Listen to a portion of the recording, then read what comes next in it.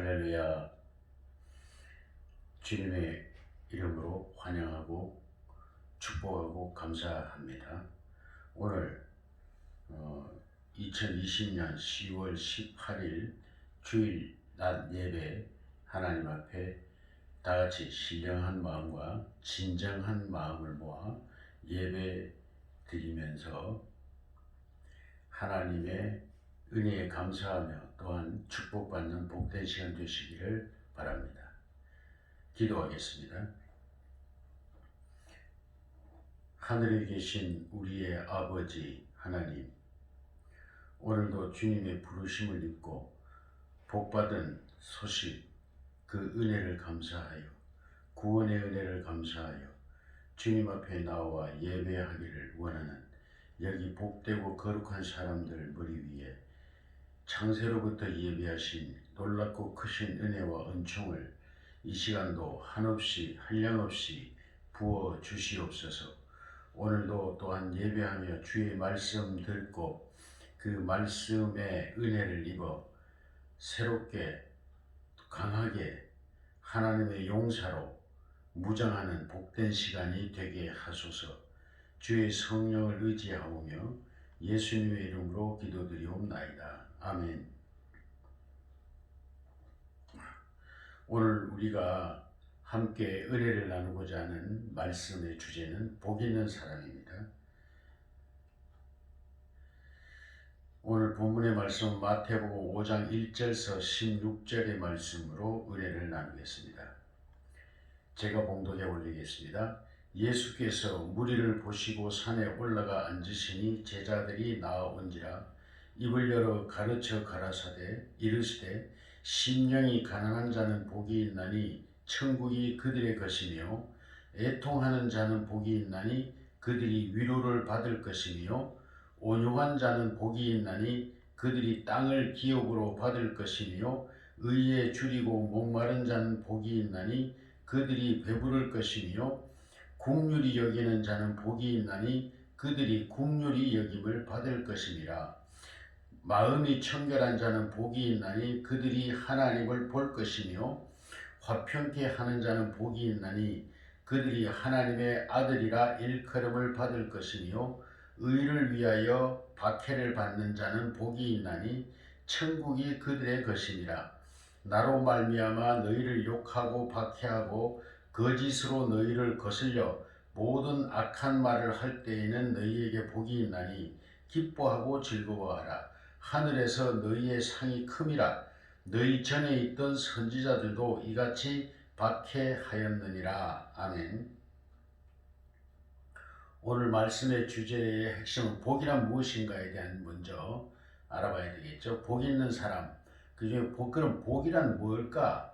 우리가 전부 다 우리 한국 사람들 특별히 그래서 복을 받았는지 모르겠습니다만 복 삼복, 오복이, 칠복이 사람은 이름까지도 심지어는 이 복자를 썼어요. 복 있는 사람을 그만큼 부러워했습니다.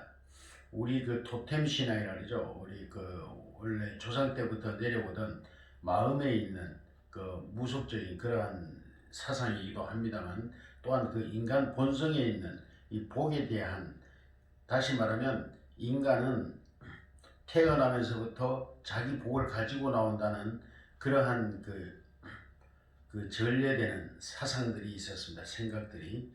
그래서 복 있는 사람, 타고날 때부터 태어날 때부터 복을 가지고 오는 이 사람을 엄청나게 부러워했고, 또한 이 세상에 많은 사람들이 부러워하는 사람들은 태어날 때부터 그런 복을 받고 태어났다라고 믿고 있었던 우리 선조들의 그런 사고방식들이 있었습니다.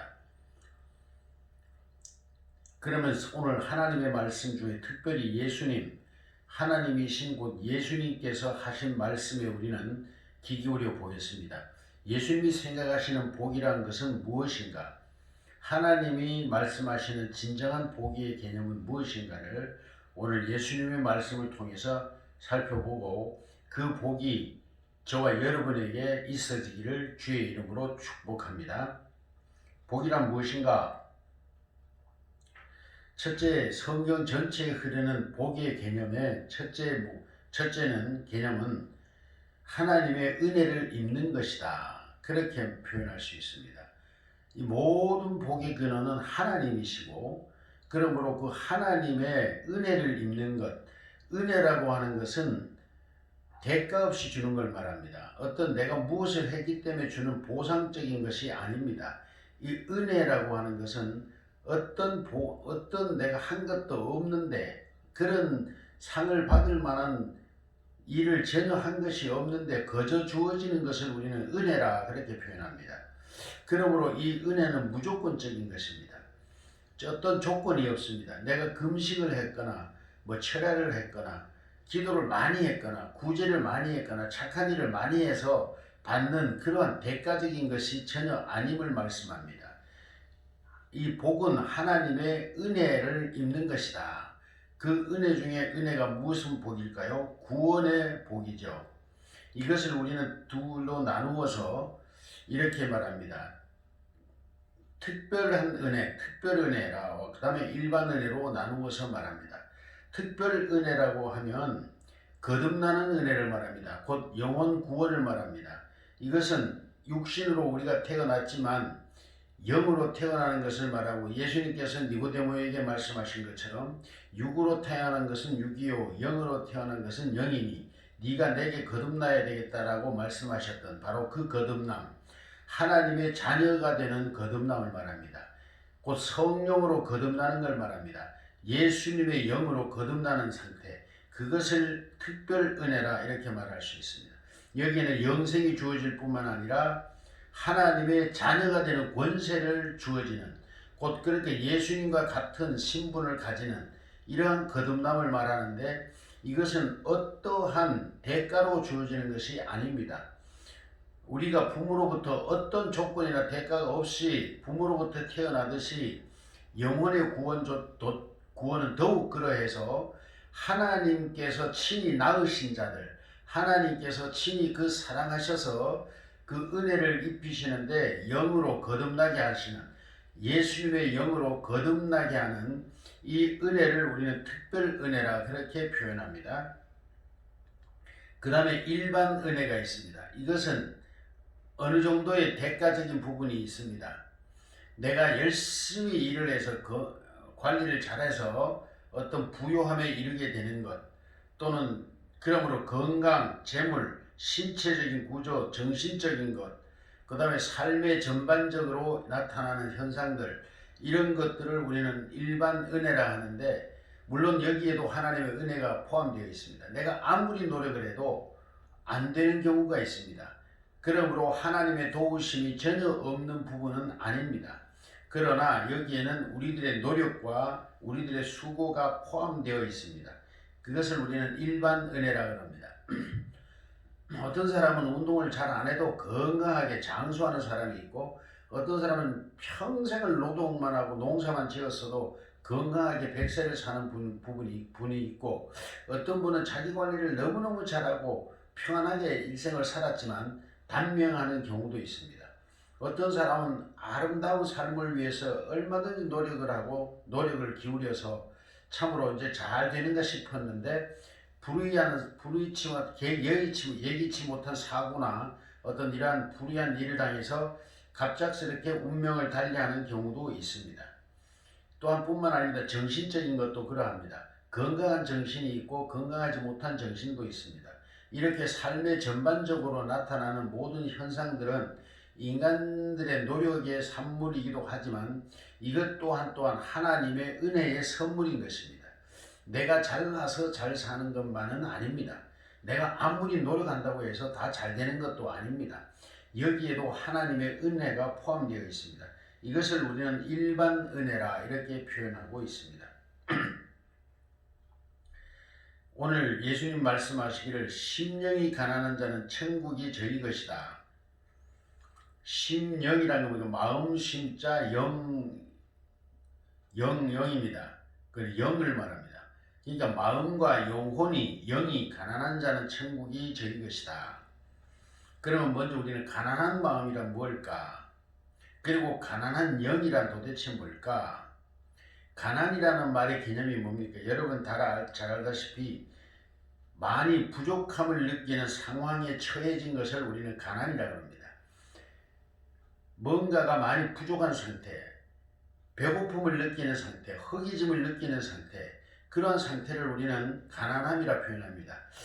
먹을 것이 있어도 배가 고파도 먹을 것이 없는 상황, 내가 무엇을 원하는데 그것을 할 수 없는 상황, 이런 것을 우리는 전부 다 가난함이라고 표현할 수 있죠. 내가 할 수 있는 것을 하는 상태는, 할 수 있는 상태는 우리는 결코 가난함이라고 말할 수 없습니다. 그러므로 심히 부족함을 느끼는 어떤 상황에 처한 상태를 우리는 가난이라고 말하고 있습니다. 그런데 오늘 본문에는 말이죠, 심령이 가난한 자라 그랬습니다. 그런데 특이한 점은 이 가난함이 오히려 복이라는 것입니다. 여러분, 내가 할 수 있는 일을 마음껏 할 수 있고 원하는 것을 할 수 있을 뿐만 아니라 배고플 때 먹고 싶은 것을 먹을 수 있고, 이러한 모든 상태는 우리는 가난함이라고 표현하지 않습니다. 그런데 무엇을 할 수 없는 상태인데 이런 사람은 도로 복이 있다고 합니다. 마음껏 할 수 없는 상태인데도 복이 있답니다. 그리고 이런 사람은 천국이 저희의 것이라고 말씀하고 있습니다. 도대체 이게 무슨 의미입니까? 이해가 쉽게 갈 수 없는 그러한 말씀인 것입니다. 심령이 가난한 자는 복이 있는데 천국이 저희 것이다. 어떻게 가난한 사람이 복이 있으며 가난한 사람이 어떻게 천국을 소유할 수 있습니까? 우리는 내가 여기서 천국이라고 해서 내가 원하는 것을 성취하는 것을 의미하기도 합니다. 그러므로 내가 할 수 없는 상태인데 무엇을 내가 이룰 수 있으며 이루어낼 수가 있겠습니까? 내가 무엇을 이루어낼 수 있으려면 거기에 합당한 물질이나 어떤 능력이나 지혜나 모든 것이 있어야만이 그것을 이룰 수가 있고 그 천국을 소유할 수 있는데, 내가 그것을 할 수 없기 때문에 오히려 천국이 복이 있다고 말씀합니다. 이게 참 세상 우리 기준으로 어불성설이라고 그러죠. 도무지 이해가 될 수 없는, 상황이 맞지 않는 이야기라는 얘기입니다. 그렇습니다. 예수님의 말씀 중에는 이러한 역설적인 표현들이 참으로 많습니다. 심령이 가난한데 무엇을 하고 싶은데 할 수 없는 상태가 오히려 복이 있고, 이런 사람은 오히려 천국이 저희 것이랍니다. 이 말씀의 비밀을 한번 살펴보겠습니다. 심령의 가난함이란 자기 만족이 없는 상태로 늘 허기져 있는 그러한 허기짐을 느끼는 상태라고 표현할 수 있습니다. 그런데 이러한 자기 만족이 없기 때문에 오히려 이런 사람은 복이 있다는 겁니다. 왜냐? 내가 무언가를 그 허기짐을 채우기 위해서 노력한다는 얘기가 포함되어 있습니다. 허기짐이 없다면 노력하지 않겠죠. 내가 부족함을 느끼지 않는다면 노력하지 않겠죠. 내가 무언가의 배고픔을 느끼고 허기짐을 느꼈을 때 그것을 채우기 위하여 우리 인간은 노력하게 되어 있습니다. 바로 그겁니다. 그 노력이 없는 상태를 말하는 게 아니라 가난함으로써 노력하는, 그 허기짐을 채우고자 하는 노력함이 있을 때 진실로 복이 있는 사람입니다. 또한 부유한 사람은 이런 노력 자체가 필요하지 않고 자기를 돌아볼 기회조차 없습니다. 그러므로 이 사람은 자기 만족에 빠져 있을 것입니다. 그러나 가난한 사람은 자기의 그 가난함, 허기짐으로 인해서 배부름을 충족시키기 위한 노력을 하게 되어 있고, 그 궁극적인 노력이 결국은 이 사람은 자기 원하는 것을 얻게 된다는 논리로서 심령이 가난한 자는 복이 있다는 것입니다.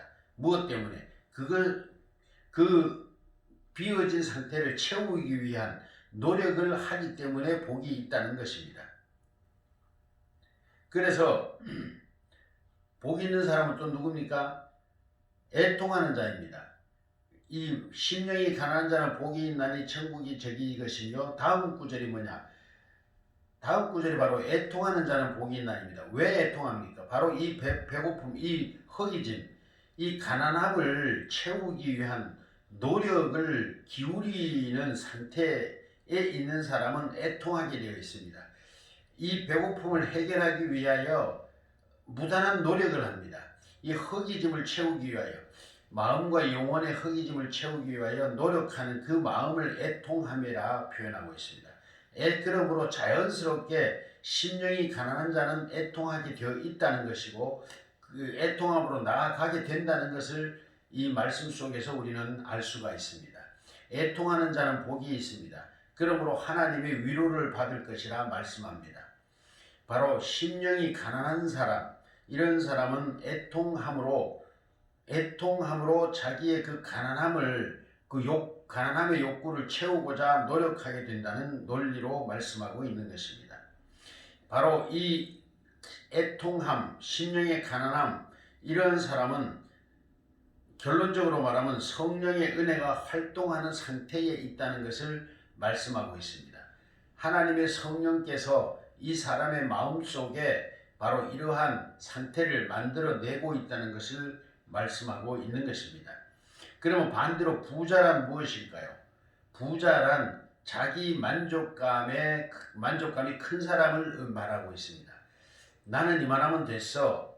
나는 이 정도면 충분해. 나는 이걸로 만족해. 더 이상 나는 바랄 게 없어. 이런 마음 상태를 말하고 있습니다. 예수님께서 비유로 설교하신 내용이 있습니다.